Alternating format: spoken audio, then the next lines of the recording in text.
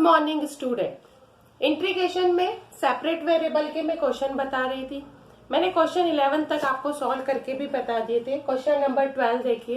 Question number 12 भी क्या है, x square minus 1 dy by d x equal to 1, y equal to 0 and x equal to 2 के form को दे रखा है।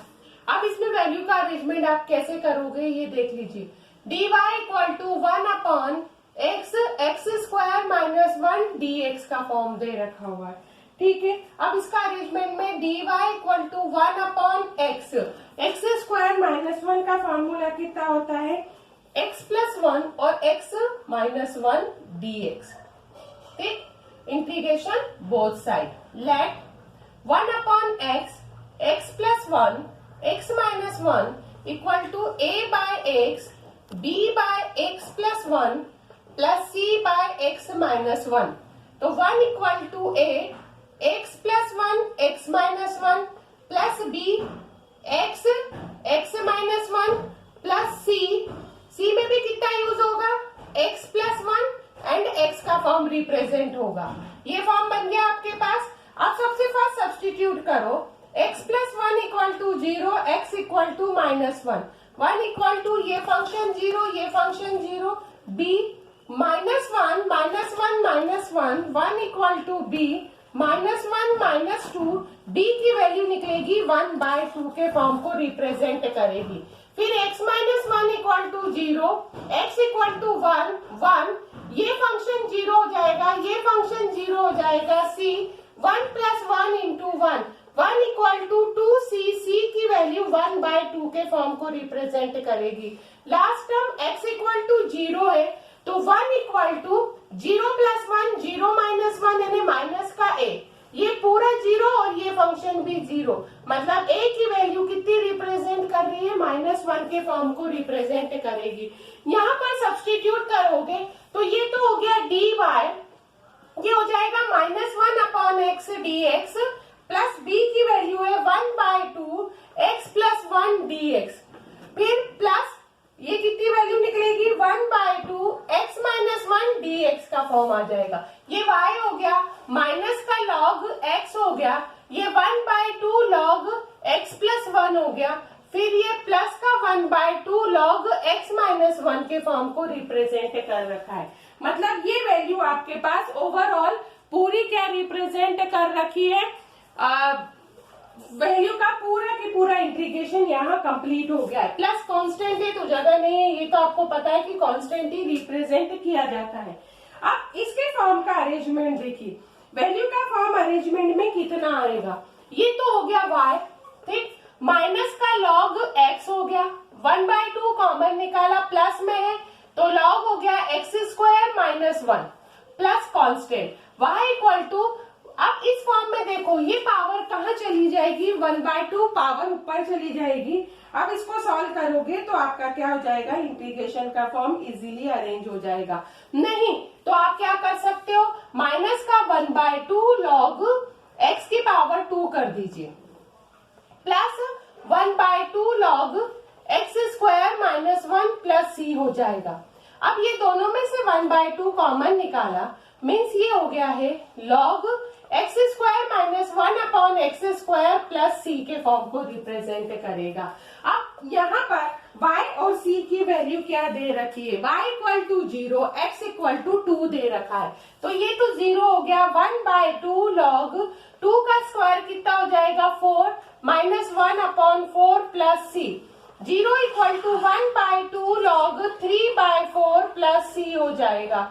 अब c की वैल्यू यहाँ पर क्या रिप्रेजेंट हो रही है, c की वैल्यू यहाँ रिप्रेजेंट हो रही है माइनस का हाफ log 3 बाय 4 हो रही है। अब आप यहाँ पर इस इक्वेशन नंबर फर्स्ट में सब्स्टिट्यूट कर दो, y equal to 1 by 2 log x square minus 1 upon x square minus का हाफ log 3 बाय 4, ये आपका फाइनल आंसर आ गया है। तो ये फॉर्म यहाँ पर क्या हो रहा है, रिप्रेजेंट कर रखा है। अब ये क्वेश्चन थोड़े बड़े होते हैं, तो इजीली आप इसको सॉल्व कर सकते हैं, क्योंकि एग्जाम में इस टाइप के क्वेश्चन पूछे जा सकते हैं। ठीक है, अब मैं आपको नेक्स्ट क्वेश्चन बताऊंगी। ये पार्शियल फ्रैक्शन का था। क्वेश्चन नंबर 11 भी रिप्रेजेंट कर रहा था, पार्शियल फ्रैक्शन के फॉर्म को ही रिप्रेजेंट कर रहा था। तो ये दोनों ही फॉर्म क्या रिप्रेजेंट कर रखे हैं, पार्शियल फ्रैक्शन की कैटेगरी को रिप्रेजेंट करते हैं। ठीक है, अब आपको जब नेक्स्ट क्वेश्चन बताऊंगी वो पार्शियल फ्रैक्शन के फॉर्म को रिप्रेजेंट नहीं करेगा। बस आपको एक चीज याद रखना है, पर्टिकुलर सोल्यूशन याद रखना है, मतलब सी की ही वैल्यू इसमें इजीली क्या करना है, फाइंड करना है। उसके बिना आपका एक भी क्वेश्चन सॉल्व नहीं होगा यदि पर्टिकुलर सोल्यूशन नहीं पूछा जाए तो। 13 क्वेश्चन दे रखा है, cos dy by dx equal to a, y की वैल्यू 1, x की वैल्यू 0, तो dy by dx equal to cos inverse a हो गया। तो dy equal to cos inverse x और dx का फॉर्म रिप्रेजेंट करेगा।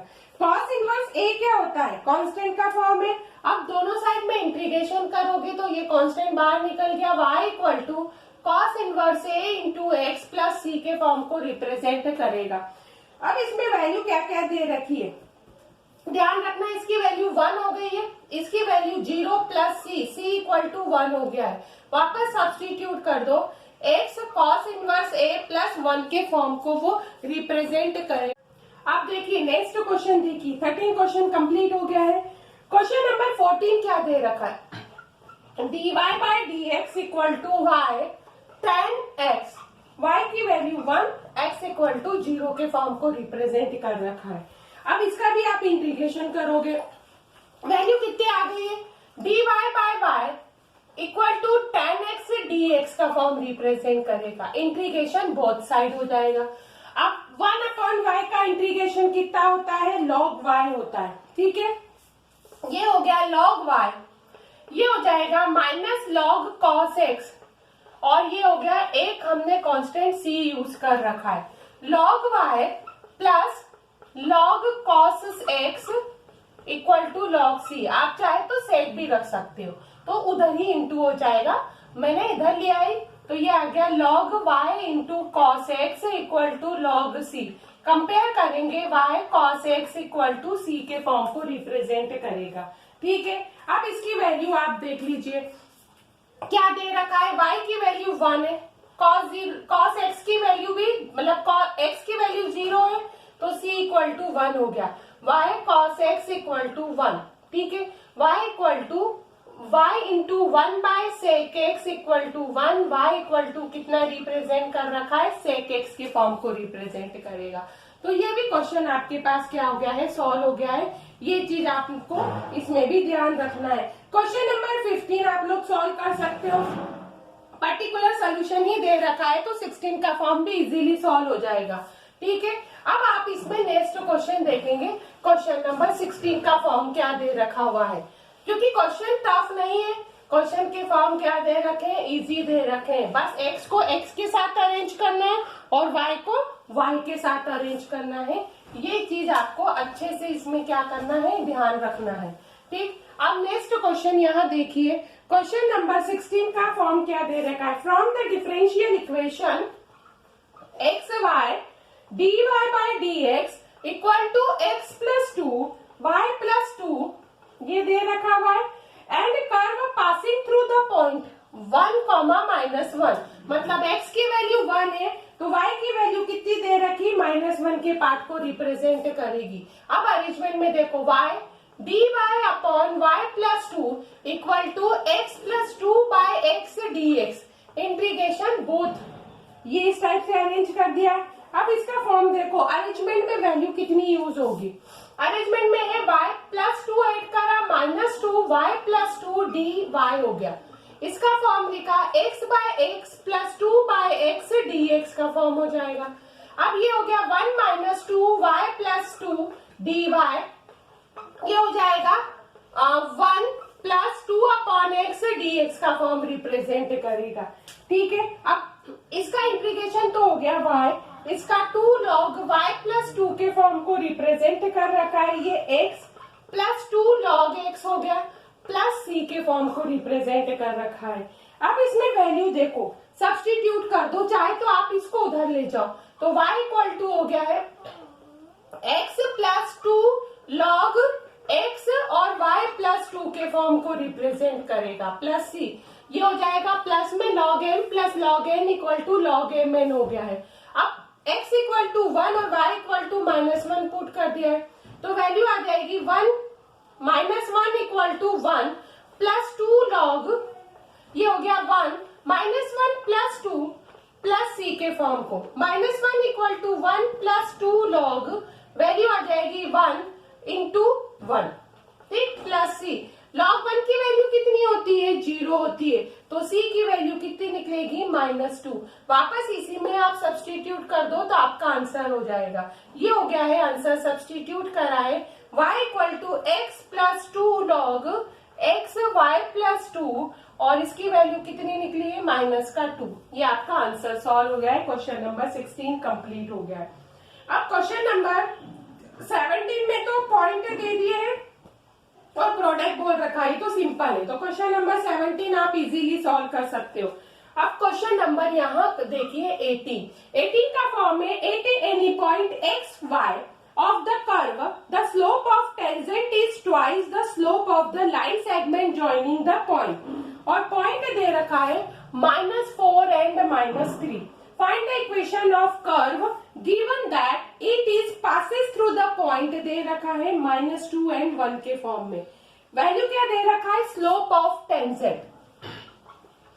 स्लोप ऑफ टेंजेंट कितना होता है? dy by dx होता है ना, तो ये आ गया स्लोप ऑफ टेंजेंट हो गया dy by dx। अब स्लोप ऑफ लाइन जॉइनिंग, तो स्लोप ऑफ लाइन जॉइनिंग, अब देखो लाइन जॉइनिंग का मतलब कितना यूज हो रहा है यहाँ पर। लाइन जॉइनिंग के लिए फॉर्म आ रहा है x, y -4, -3, उससे स्लोप कितना निकलेगा? ये निकलेगा y plus 3 upon x plus 4 के फॉर्म को रिप्रेजेंट करेगा, ठीक है। अब आपके पास ये ट्वाइस के फॉर्म में दे रखा है, मतलब dy by dx equal to 2y plus 3 upon x plus 4। अब इसको सिर्फ आप सेपरेट करिए और लिख दीजिए, तो ये हो गया dy upon y plus 3, integration में आ जाएगा, ये 2 कांस्टेंट है, dx अपॉन x प्लस 4 के फॉर्म को रिप्रेजेंट कर रखा है। 1 अपॉन y प्लस 3 किसका इंटीग्रेशन होता है? लॉग का होता है ना, तो ये हो गया लॉग y प्लस 3, ठीक है, इक्वल टू 2 लॉग कितना हो जाएगा? x प्लस 4 के फॉर्म को रिप्रेजेंट करेगा और उसी के साथ आप रिप्रेजेंट कर दो कि ये कांस्टेंट के फॉर्म को रिप्रेजेंट कर रखा है, c हो गया। अब इसकी पावर ऊपर ले जाओ और इसको इधर ले जाओगे तो फॉर्म बन जाएगा log y plus 3 upon, value कितनी आ गई यहाँ पर? x प्लस 4 की whole power 2 equal to log c। Compare करेंगे तो लॉग से लॉग हट जाएगा। अब आपको किसकी वैल्यू यूज करनी है? ओनली फॉर c की वैल्यू ही फाइंड करनी है। जब c की वैल्यू फाइंड करनी है तो आप यहाँ पर किस किस की वैल्यू पुट करोगे? x और y की वैल्यू पुट करोगे। पासिंग थ्रू द पॉइंट का मतलब ही होता है x और y की वैल्यू को क्या करना? सब्सटीट्यूट करना। तो ये चीज आपको यहाँ पर अच्छे से याद रखनी है। सब्सटीट्यूट कौन कौन से करोगे? तो आपके पास पॉइंट दे रखा है x इक्वल टू -2 और y इक्वल टू 1, तो ये तो हो गया y plus 3 upon x plus 4 का whole square equal to c। y की वैल्यू तो दे रखी 1 प्लस 3 अपॉन -2 प्लस 4 का whole square equal to c, तो c की वैल्यू निकलेगी 4 अपॉन -2 प्लस 4 कितना होगा? 2 का स्क्वायर भी कितना होता है? 4, तो c की वैल्यू 1। इस c की वैल्यू को वापस से आप यहाँ पर सब्सटीट्यूट करोगे तो आपका आंसर आ जाएगा। ये चीज ध्यान रखना, क्योंकि log 1 की वैल्यू कितनी होती है? log 1 की वैल्यू 0 होती है, तो y plus 3 upon x plus 4 का होल स्क्वायर इक्वल टू कितना आ जाएगा? 1 के फॉर्म को रिप्रेजेंट करेगा। ये चीज आपको अच्छे से याद रखनी है। तो ये वैल्यू आपके पास हो गई है। अब क्वेश्चन नंबर इसमें देखो 19, ये इंपॉर्टेंट क्वेश्चन है कि the volume of spherical balloon beginning the inflate change at a constant rate, ठीक है। अब इसमें दे रखा है कि इनिशियली इसका रेडियस कितना है? 3 यूनिट है और आफ्टर 3 सेकेंड में इसका यूनिट कितना हो गया है? 6 हो गया है। Find the radius of balloon after the 1 second. तो इस पे फॉर्म देखिए, कि v इक्वल टू तो 4/3 पाई आर क्यूब हो गया। ये क्या होता है, वॉल्यूम ऑफ बैलून के फॉर्म को रिप्रेजेंट करता है। ठीक है, अब इसको हम क्या मानेंगे, डिफरेंशिएट बनेंगे, मतलब इसमें कोई कांस्टेंट टर्म भी दे रखी ना, इन्फ्लेट द कांस्टेंट रेट, तो dv by dt equal to कितना हो गया है k। अब इसको आप डिफरेंशिएट कर दो, कितना आ जाएगा, dy बाई dt यानी 4/3 पाई 3r स्क्वायर, ये फॉर्म हो गया dr बाई dt के फॉर्म को रिप्रेजेंट करेगा। ठीक है, 3 से तो 3 cancel, k equal to value बन गई है 4 pi r square dr by dt के फॉर्म को रिप्रेजेंट कर रखा है। ठीक है, अब अरेंजमेंट के फॉर्म में आप देखिए वैल्यू क्या क्या बन सकती है, अरेंजमेंट किस फॉर्म से ये अरेंज हो सकता है। सबसे पहले dt का इंटू तो इधर कर दोगे, k dt हो गया है 4 पाई r स्क्वायर dr को रिप्रेजेंट करेगा, दोनों जगह मैंने इंटीग्रेशन कर दिया है। तो k तो कांस्टेंट है और इसका इंटीग्रेशन कितना हो जाएगा, kt प्लस c हो जाएगा। 4 पाई कांस्टेंट है तो ये हो गया r क्यूब बाई 3 हो जाएगा। ठीक है, अब सबसे फर्स्ट इसमें रेडी टाइम कितना दे रखा है, t इक्वल टू 0 दे रखा है, तो r3 फॉर्म में दे रखा हुआ है, दे रखा है ना, 3 यूनिट दे रखा हुआ है, तो वैल्यू कितनी आ गई यहाँ पर, c इक्वल टू तो हो गया 4/3 पाई 3 की पावर 3 आ जाएगा। तो ये तो स्क्वायर के फॉर्म को रिप्रेजेंट करेगा, 9 4 जा 36 पाई बन गया है, मतलब ये c की वैल्यू निकल गई है। इसी टाइप से आप t इक्वल टू 3 और r इक्वल टू 6 सेकेंड रखोगे तो वैल्यू क्या यूज होगी, ये भी देख लीजिए, ये आ गई है 4 पाई 6 की power 3/3 equal to k into 3 plus 36 pi, मतलब k की वैल्यू निकल गई है 84 पाई के फॉर्म को रिप्रेजेंट कर रखा है। तो ये क्वेश्चन भी आपके पास सॉल्व हो गया है। अब आप इसमें देखिए कि आपके पास क्या निकल गया है, ये वैल्यू भी निकल गई है, तो आप इक्वेशन फर्स्ट में इनकी वैल्यू को सब्स्टिट्यूट करोगे तो आपकी किसकी वैल्यू निकल जाएगी, r की वैल्यू निकल जाएगी। अब सब्स्टिट्यूट करो, 4/3 पाई r क्यूब हो जाएगा, 84 पाई t प्लस 36 पाई हो गया। ठीक है, अब इसमें से आप कॉमन निकाल के कैंसिल करोगे तो r क्यूब की वैल्यू 63t प्लस 27 हो जाएगा, r equal to 63t plus 27 की होल पावर 1/3, ये आपका आंसर हो जाएगा। ये क्वेश्चन आपके पास क्या हो गया है, कंप्लीट हो गया है। ये चीज आपको अच्छे से याद रखनी है और ये क्वेश्चन क्या होता है, इंपॉर्टेंट है, ये वाला क्वेश्चन एग्जाम में पूछा जाता है। तो ये क्वेश्चन भी कंप्लीट हो गया है। तो ये वाला फॉर्म देखिए, क्वेश्चन क्या था, इजी था, बस पढ़ते हुए ध्यान रखना है कि वॉल्यूम क्या होता है, मेंसुरेशन का पार्ट आपको पता होना चाहिए। तो मेंसुरेशन के पार्ट से आप इजीली इसको क्या कर सकते हैं, सॉल्व कर सकते हैं। अब क्वेश्चन नंबर यहाँ 20 देखिए, क्वेश्चन नंबर 20 का फॉर्म यहाँ पर क्या दे रखा हुआ है। अब देखिए क्वेश्चन नंबर 20 का फॉर्म दे रखा है, in a bank principal increase continues the rate of the r percentage, कितना परसेंटेज बोल रखा है, r percentage, find the value of r is ₹100, double itself the 10 year, कितना बोल रखा है, वो 10 ईयर में क्या होती है, डबल हो जाती है, और इसमें वैल्यू यूज करना है log ऑफ E2 की वैल्यू है 0.6931, ये दे रखी हुई है। ठीक है, तो सबसे पहले हमने क्या यूज कर रखा है कि let P be the principal and rate, क्या बोल रखा है, रेट बोल रखा है, तो rate of interest, rate of interest कितना है, रेट ऑफ इंटरेस्ट दे रखा है r परसेंटेज पर ईयर।